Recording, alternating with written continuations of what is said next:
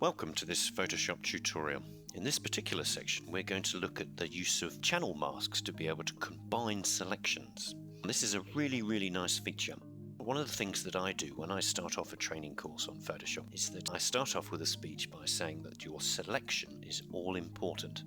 Generally, the quality of your selection will dictate the quality of your final work. As you get more advanced at Photoshop, you tend to use selections less because there are other techniques. Here I've got a picture that I took on a recent trip to Barcelona in Spain. Now, I'm a great fan of the Magic Wand tool, but first of all we just need to understand how the Magic Wand tool works. I'm going to hold down Apple and Spacebar or Control and Spacebar in Windows and just drag over this area here just to zoom into this part of the screen. Holding down just the spacebar then allows me to move the screen around, saves you using the scroll arrows. First of all, the tolerance value dictates the amount that the Magic Wand tool selects. And then we're going to be using this feature here, the contiguous feature. And when you understand this in conjunction with the tolerance and a few other little tips that I'm going to show you, you can build up really good selections, and you can take your time and you can add and subtract selections at the same time too. First of all, understanding the difference between contiguous and non-contiguous, then combining this as well with the tolerance. I've got a tolerance of 15. The default tolerance value is 32.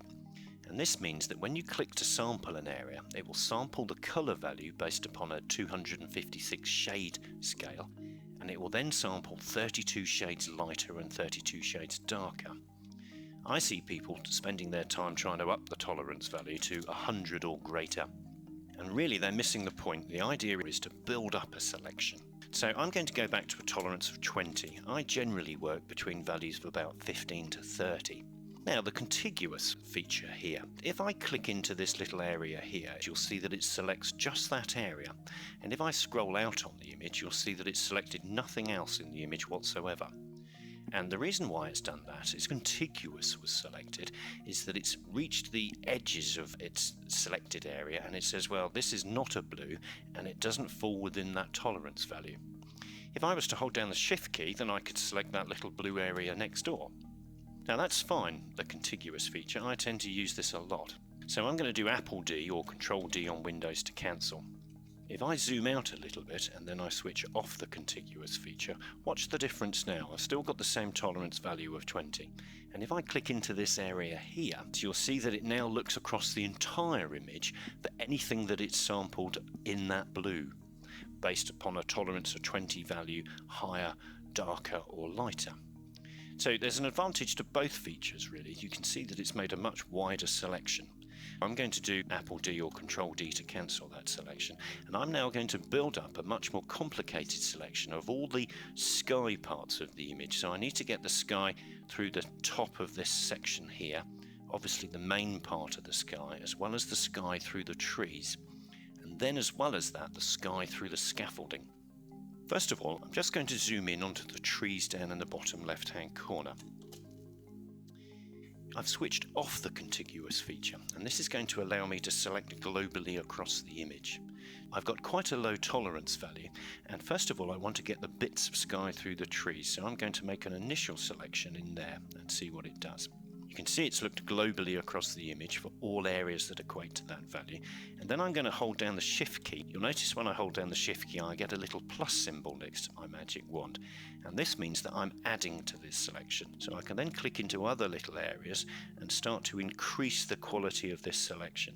If you accidentally missed a little blue area and selected another part, oops, made a mistake, just do an Apple Z or a Control Z on Windows to undo, and that will take you back one step. Again, I see lots of people then cancelling and starting all over again. You don't have to. So I'm going to hold down the Shift key and I'm just going to keep adding to this selection to get the little bits in the trees as best I can. Just a few clicks in here, and that's looking fairly reasonable in there in amongst the trees. Trees, women with loads of hair, two of the most difficult things to select, which is why we like bald people. I'm then going to double click my hand, which is a shortcut to zoom out again, so I'm quite happy with that selection in the trees, but noticed it selected loads of other parts of the image, parts that I don't want as well.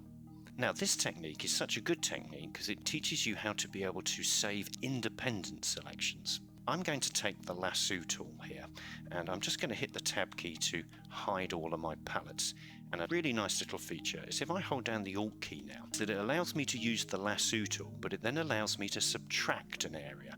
So I'm only interested in keeping this part of the selection down here. So starting on my little bleed grey area here, I'm going to just manually draw a little selection around this area here, which is going to subtract all those other parts that I don't want from my selection. So it leaves me just that bit in the trees. I'm not so worried about that, and you'll see why in a minute. So I'm happy with just that little selection I've made in the trees. There's a few other little bits I want to get rid of. So I'm going to hold down the Alt key again and then just lasso over them. One final check around the rest of the image and everything else seems okay. Click onto my channels to open my channels, and this image currently is in the RGB mode, red, green and blue.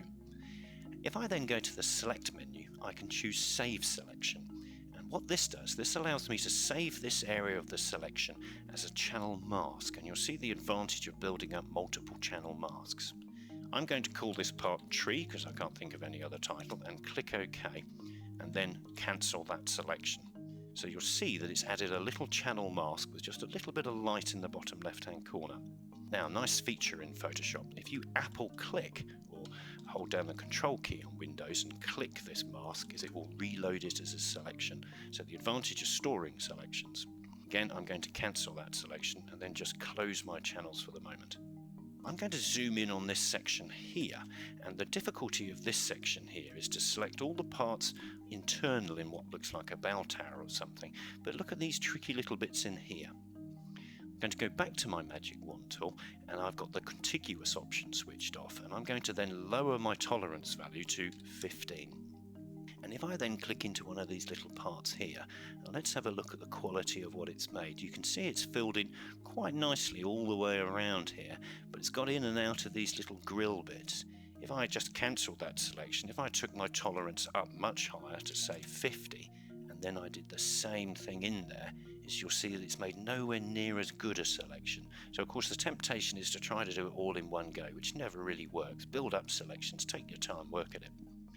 Cancel that selection, go back to 15, and then just click into that area there, and it gets me quite a good selection in there. I'm going to then zoom out just a little bit. I'm holding down Apple Alt and Spacebar, or Control Alt and Spacebar on Windows.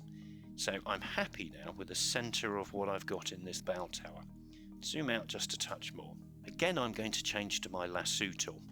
And this time I'm going to hold down the Alt key, and then I'm going to click and drag round to minus off loads of bits of this selection that I'm not going to be using in this particular part. So I need to be fairly good with the tool here, and then just come back, draw over to there, and I've done that, and just go over that again. I'm going to zoom in now, so I'm holding down Apple and Spacebar and clicking, or Control and Spacebar on Windows. Not bad. I could maybe again holding down the Alt key, just lassoing over that little area. There's a few areas that could be slightly improved, so I'm going to go back to my Magic Wand tool, and this time I'm going to switch on the contiguous feature, which means it's only going to select up to the areas bordered by another colour.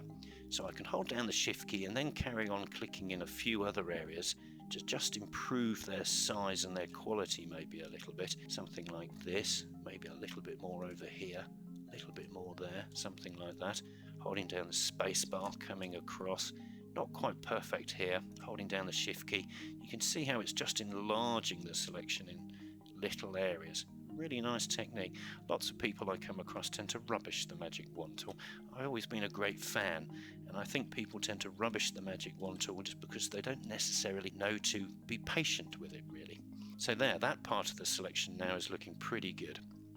Again, I'm going to go to the Select menu and then save this part of the selection, and I'm going to call this bit the Bell Tower.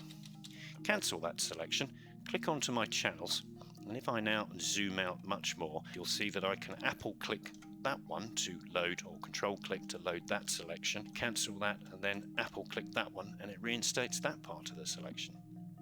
Just close my channels. Now the next part to do, if I cancel that bit, is just to get the major parts of the sky in this time. So here I'm going to go for a contiguous selection, so it means that it won't be able to go into the green or into the center of the bell tower. Click in this area here, hold down the Shift key, and then I can go around and add all the outer parts that I want here to the selection. Remember, smaller values tend to work better than bigger values. If I go to the Select menu, there's a feature here that says Load Selection. And if I choose Load Selection, I can then choose to load the tree selection. So I've loaded that one.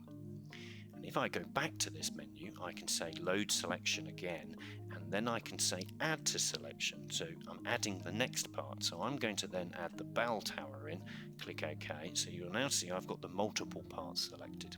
Again, back to Load Selection, making sure I've got Add Selection on, and I can then choose Main Sky, which has then added that part. And finally, I just need to do one more, adding to the selection again, and I'm going to load the scaffolding, which then loads up that part there. I'm just going to cancel that. There is a little shortcut you can do from the Channels palette. If I Apple click the tree selection or Control click on Windows, and if I then hold down the Shift key at the same time, so I'm now going to Apple Shift or Control Shift click the bell tower, which loads that one, then the main sky, and then the scaffolding. That's a nice easy way to just load them quickly from the Channels palette. The last thing I want to do, now that I've got all 4 selections running at the same time, I'm very happy with them, I've got good quality in here, I'm going to save a final selection, and I'm going to call it All Parts of Sky, edge in any effect. So just a small little bit of feather that's going to stop any harsh edges appearing, and you can see my selection quite nicely through the trees, and you can see it there as well. Click OK, then just wait for it to process. You can never have a powerful enough computer, trust me. I'm going to go Image Menu, Adjustments, and I'm going to go to Levels. And the last thing I'm going to do is I'm just going to drop the midtones a bit to the left just to lighten up that sky. Click OK, and finally cancel that selection.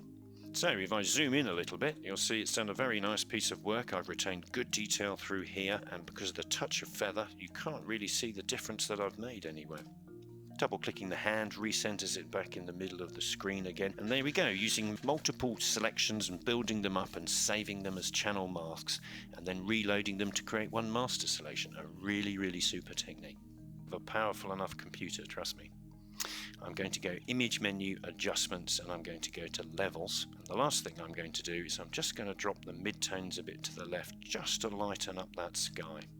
Click OK, and finally cancel that selection.